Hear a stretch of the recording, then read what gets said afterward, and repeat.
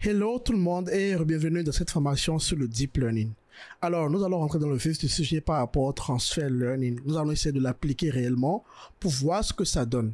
Alors, nous avons le ImageNet. Je vous parlais tout à l'heure de grand dataset de 1000 classes avec 1000 images par classe. Donc, c'est le ImageNet et je pense qu'on a des informations ici. Je pense que je vais sur la page Wikipédia. C'est une base de données d'images annotées produite par l'organisation du même nom.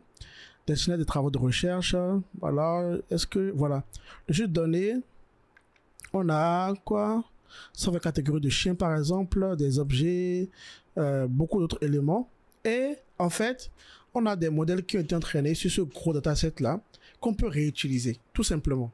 Alors, ces modèles, il y en a quelques-uns qui sont très connus et qui sont dans TensorFlow. Et c'est ce que nous allons faire ensemble. Alors, tout d'abord, ce que nous allons faire, c'est que nous allons utiliser la partie extraction de caractéristiques, donc la partie CNN de ce modèle-là. On va l'utiliser, puisque un modèle, c'est la partie CNN plus la partie dense, n'est-ce pas? Mais puisque ce modèle-là, ok, on va entraîner un modèle qu'on appelle VGG16, parce qu'il a 16 couches de convolution.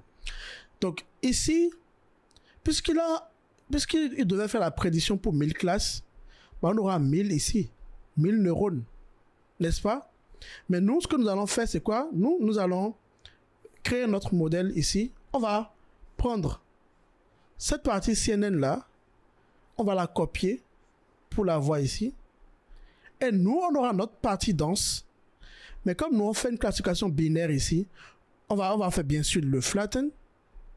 OK? Et on fait juste un seul neurone, ok?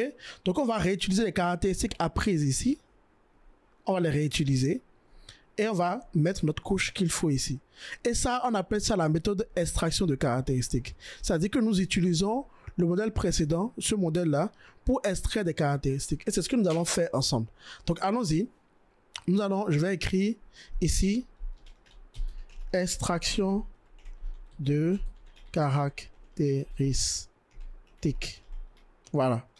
Donc, tout d'abord, nous allons importer le modèle. Alors, il y a quelques modèles comme ça pré-entraînés qui existent dans TensorFlow et qui sont super utiles. Donc, TensorFlow.keras.application import. Alors, je vais vous montrer les possibilités. Contrôle espace pour que vous puissiez voir les possibilités. Ça ne nous montre pas. C'est dommage. Alors, je vais importer le VGG16 d'abord quand même. Maintenant, est-ce que si je mets virgule ici et je mets contrôle espace, j'aurai la suggestion. Voilà, très bien. Vous voyez, on a le ResNet 101, on a le MobileNet V2. Tout ça, c'est des modèles. Hein. Tout ça, c'est des modèles qu'on peut réutiliser. Vous voyez, avec on a déjà les poids, les W. Donc, vous voyez, les paramètres là, c'est déjà intégré. OK? Et pour pouvoir bien l'utiliser, vous voyez, là, c'est VG16. Et là, on va l'importer. VGG16 point la classe VGG16. Donc on va lui dire demander, voilà, on va prendre tout le modèle, donc include top. Alors qu'est-ce que ça veut dire par top? Le top c'est la partie dense. Donc est-ce qu'on va prendre la partie top? Normalement on n'a pas besoin, c'est seulement cette partie qui nous intéresse, mais je vais l'importer avec la partie top pour qu'on puisse voir ensemble tout ce qu'il y a à l'intérieur. Donc les weights, c'est les weights de ImageNet, ok?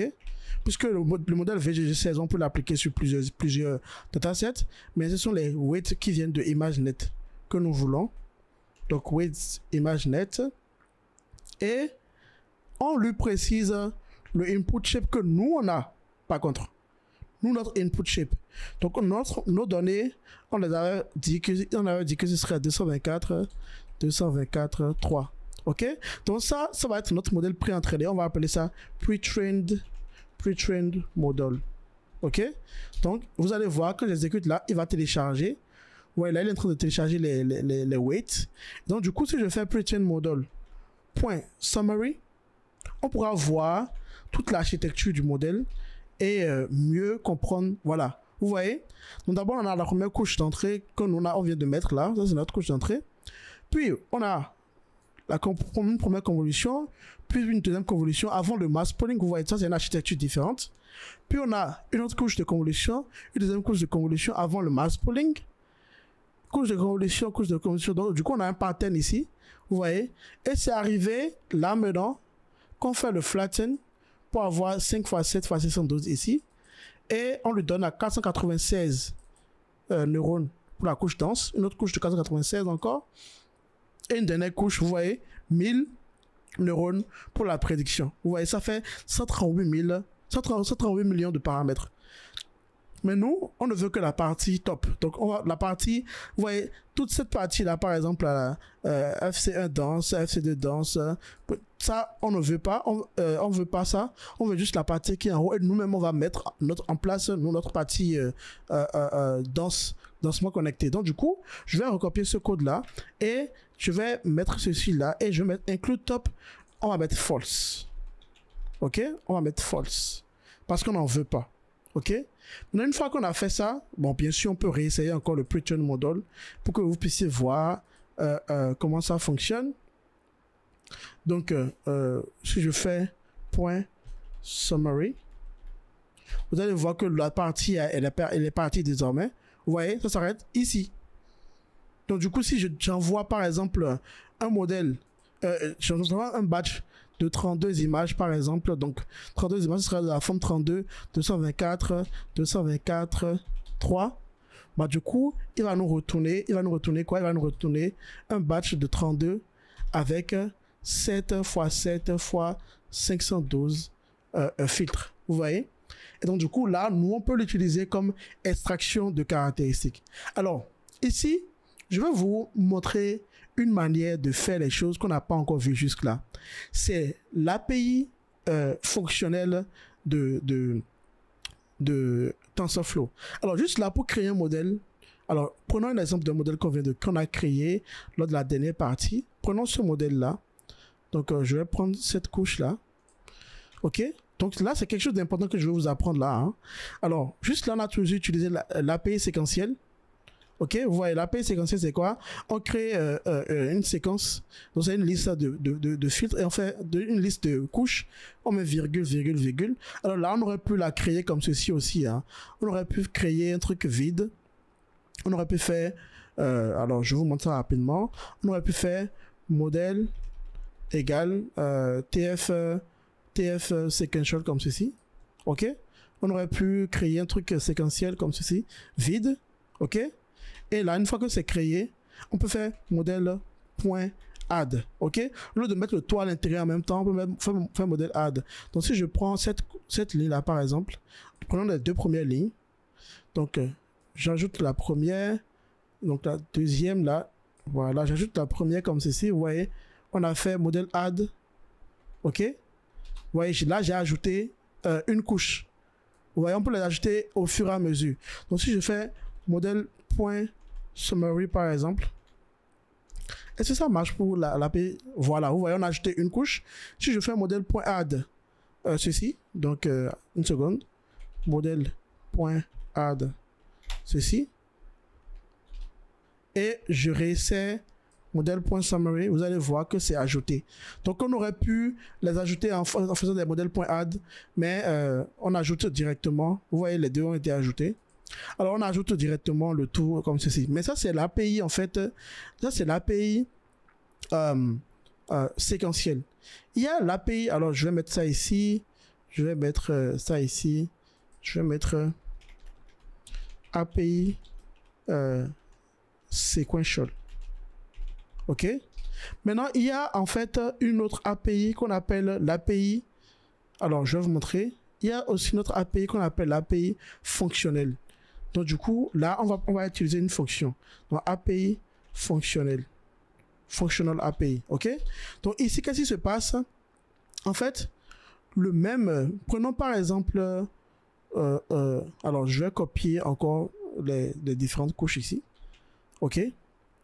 Alors, comment ça se passe? Tout d'abord, on définit les fonctions.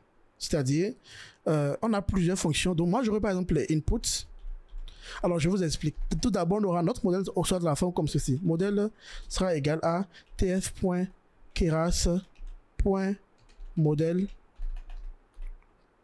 point modèle. On aura les inputs et on aura les outputs. OK? Et tout ça, c'est des fonctions. Donc, du coup, on aura ici input qui sera égal. Et on fait tf.keras. On a une couche qui s'appelle input. Donc, tf.keras.input comme ceci. Et on lui met le shape de ce qui est attendu. Donc, une image, c'est 224 x 224 x 3. Vous voyez? Et ensuite, je fais x. Ce sera égal à, par exemple, quoi? La première couche ici, c'est quoi? C'est ça. C'est tf.keras. Vous voyez? Ça, je peux copier ceci. Et je fais x égale à ça. Alors, je peux me passer... Alors, je vais enlever tous les paramètres par défaut, là. OK? Vous pouvez oublier ça. On a déjà mis le input shape, donc du coup, on fait ça. Donc, x, je ferme ceci. C'est égal à ça, le tout fois les inputs. Vous voyez? Et là, ensuite, le résultat... Là, je peux voir le résultat. Maintenant, je peux faire le résultat x égale à quoi? La deuxième couche. Donc, c'est mass pooling. Donc, je peux faire mass pooling.